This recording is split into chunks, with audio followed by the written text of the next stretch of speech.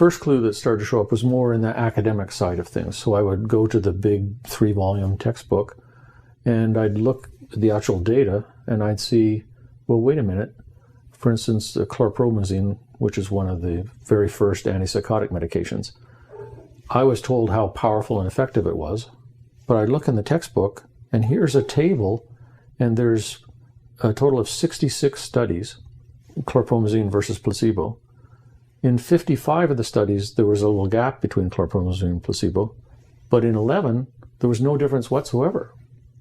And I thought, well, wait a minute. 11 out of 66 studies, there's no difference at all between this powerful medication and placebo. And then I went and looked at the summary data for that study and then more studies. And I noticed over and over, the gap between the drug and placebo is actually quite small. Okay. And so the first thing that started to dissolve was these medications really aren't that effective, which is a very, very proven scientific fact. It's not just my opinion. And then I started to notice the side effects. And of course, I was taught that there were side effects, but the benefit outweighed the side effects. But then I started to see how pervasive these side effects were, how toxic they were, right, and how small the benefit was. So the whole balance started to shift this way, that the toxicity was outweighing the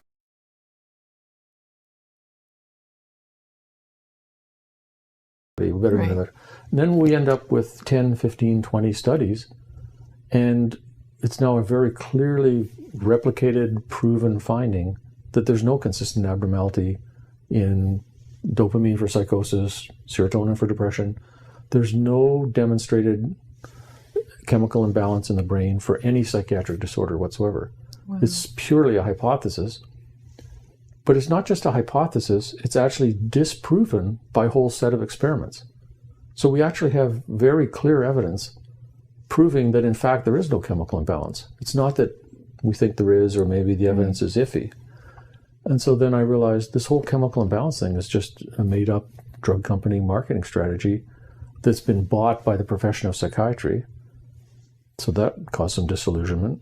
Right. And then when I looked at the genetics, because everybody knew that schizophrenia was a genetic brain disease. And then I started to look at the actual studies and then started publishing about it. If you take the best designed studies, this is now flash forward to the present. If you take the best designed studies from around the world and you average them together, when one identical twin has schizophrenia, the other twin does not have it 70% of the time. And this finding's, again, been replicated in many countries for many decades. So the majority of the time, when one identical twin has schizophrenia, the other twin does not have it. And that simple, plain fact proves that schizophrenia, at the most, could only be somewhat genetic. Right. And yet, so what psychiatrists do is they take this, they throw it into a computer, do a big statistical analysis, and come out with a statement that 83% of the variance is due to genetic factors. And everybody goes, whoa, I don't know what that means, but it sounds like it's a brain disease. When actually, in fact, the evidence in psychiatry proves conclusively that schizophrenia at most could only be a little bit genetic. Right. And then it further falls apart, because if you have schizophrenia, that also increases the risk for bipolar mood disorder in your relatives. And if you have bipolar mood disorder, it increases the risk for schizophrenia. So whatever extent there's some genetic component to these things, it's the same. It's a whole like mishmash mess of different psychiatric disorders. So that means that they don't breed true. Breed true means if you have Huntington's chorea, your relatives have an increased risk for Huntington's chorea, but not for cystic fibrosis. If you have cystic fibrosis, there's an increased rate in your relatives, but not an increased rate of Huntington's chorea, because they're actually separate genetic diseases. Right. And for psychiatry, it's just a whole mishmash mess. So what the data actually show is, at most, there's kind of a general genetic predisposition, maybe, for having general mental health troubles. That's it. Mm-hmm. That's the maximum that could be true. Wow.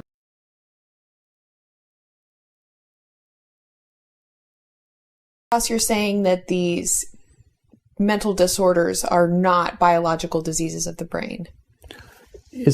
as a theory, it's possible that some are. It's perfectly likely that the odd case is. But what I'm saying is we do not have conclusive, even preliminary scientific evidence demonstrating that most people with schizophrenia, bipolar, obsessive-compulsive, it's caused by an internal genetic biological abnormality. The evidence just is not there. So there's no definitive test to absolutely determine if someone's genetics... Not only is there no definitive test, there's not even a slightly useful clinical.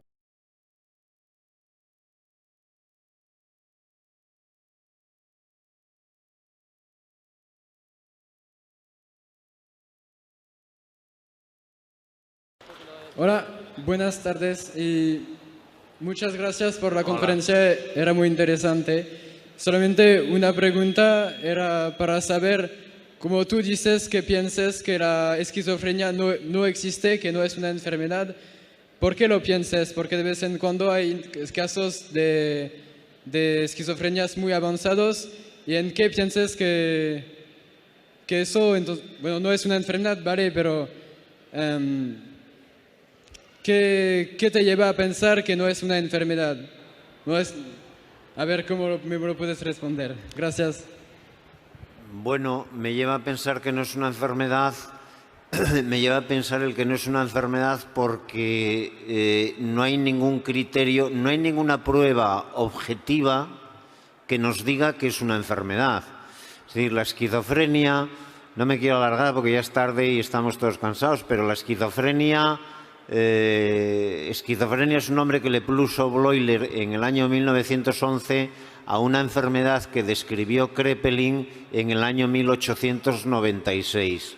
Kraepelin en el año 1896 dijo: cuando un paciente tiene esto y esto y esto y esto y evoluciona de una manera determinada, evoluciona hacia un deterioro que hoy se ha quitado, esa evolución. Kraepelin decía que se podía diagnosticar esa enfermedad cuando se había visto al enfermo 40 años y al cabo de 40 años estaba deteriorado sin medicación, ¿vale? Bueno, Kraepelin hizo una hipótesis. Dijo, si hay esto y esto y esto y esto y evoluciona así, yo le voy a llamar demencia precoz, que luego Bleuler le llamó esquizofrenia. Pero es que después de 100 y pico años, después de 120 años de describir esa enfermedad, no se ha encontrado absolutamente nada que justifique o que dé base a esa hipótesis. Porque cuando Kraepelin dijo, a esto le voy a llamar esquizofrenia, estaba haciendo exactamente lo que estoy haciendo yo, lo que está haciendo un servidor. A esto le voy a llamar hiperia. Ni más, ni menos, ni menos, ni más. Ni más, ni menos, ni menos, ni más.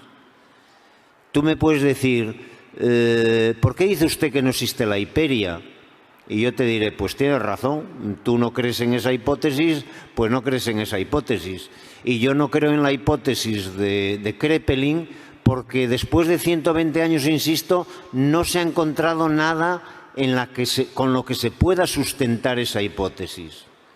Voy a ser breve. Se habrán gastado del orden de 500.000 millones de dólares americanos en investigar la esquizofrenia. Neuroimagen, genética, bioquímica. Se ha gastado lo que no está escrito. ¿Qué se ha encontrado? Nada. Absolutamente nada. Todos los días puedes leer en el periódico, ya se ha descubierto el gen de la esquizofrenia. Otro gen más de la esquizofrenia. Si haces caso de la prensa, todo el genoma mío está implicado en la esquizofrenia. Es decir, no se tiene absolutamente ningún dato en el que apoyar la existencia de esa enfermedad. Se mantiene y se utilizan tratamientos que, fíjate, los fármacos vienen del año 1940. Cuando no se sabía prácticamente nada de psicofarmacología, pero se le daba a una rata o a un gato un medicamento que lo atontaba, que lo sedaba, que le disminuía la motilidad, y decían, esto va a ser bueno para el paciente, y se le daba al paciente. Y punto pelota, no había más posibilidad de ensayo farmacológico, ni de investigación, ni de demostración de que el fármaco era bueno o malo. Y así ha sido el proceso. Entonces, ¿por qué tengo que creer yo en la esquizofrenia? porque un chaval a los 10 años tenga una alucinación o tenga una vivencia clarividente y encima sus padres se lleven a matar y sea un chaval súper sensible y el conflicto de los padres le crea angustia y le haga un chaval retraído, inhibido, y entonces lo llevan al psiquiatra y como tiene alucinaciones y tiene ideas delirantes y es retraído y es tímido, es un esquizofrénico. No me sirve, no me sirve. Yo no sé si esto a ti te convence o no te convence, pero a mí, vale, pues gracias. Además, no es por capricho, porque si el diagnóstico fuese baladí, bueno, si a mí me dicen que tengo un problema capilar, que tengo el pelo una micra más gordo que el del vecino, más fino que el del vecino, digo, pues usted que, pues muy bien con el diagnóstico. Pero es que cuando te diagnostican esquizofrenia, te hunden de por vida. En el momento que a un chaval de 23 años le pones el diagnóstico de esquizofrenia, sale de la consulta sin novio o sin novia, sin trabajo, sin amigos y sin familia, que lo empieza a tratar como un enfermo. Esto es así matemáticamente. Y por si eso fuese poco, le ponen unas drogas que lo tienen atontado, abobado, inutilizado de por vida. Luego creo que tenemos que luchar contra el diagnóstico de esquizofrenia.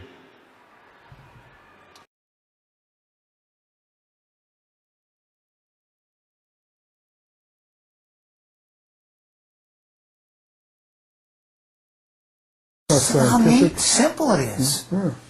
And you make this thing that you said, oh, it's such a simple thing. I can bring in 50 doctors who believe it.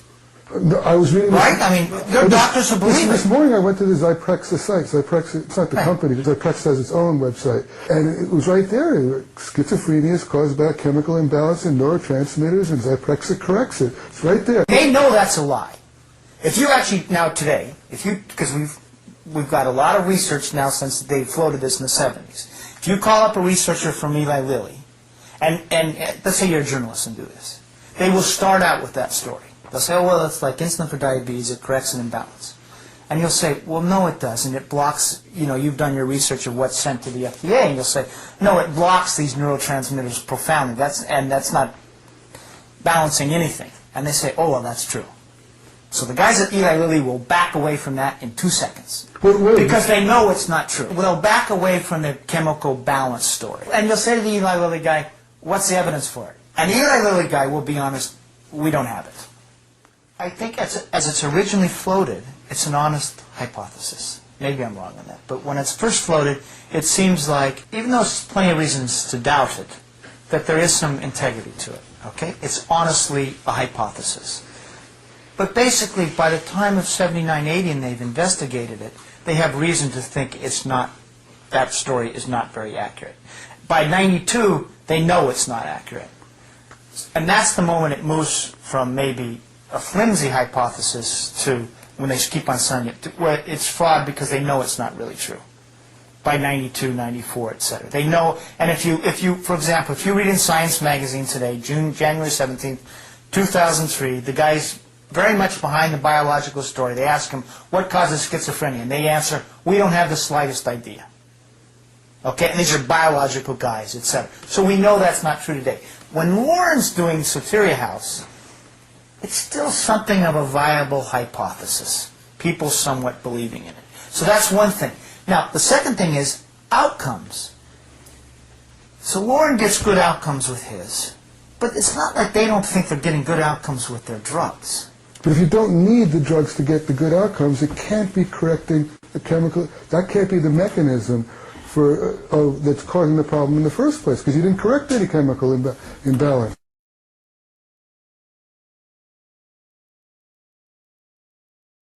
Well, the question is, what researchers know among themselves in terms of what the drugs do, and what might be a cause of schizophrenia, etc. So you go to the Zyprexa.com website and it says Zyprexa fixes a chemical imbalance, okay? So that's one story out there. But now I go to Science magazine, okay, which is a story that they're telling among themselves, and we're talking biological guys, Steve Hyman, Carol Domingue, etc. And Science journalist says, what causes schizophrenia? And they respond, we don't have the slightest idea. That's January 17th, 2003. So I think the precise thing is the mechanisms are totally unknown.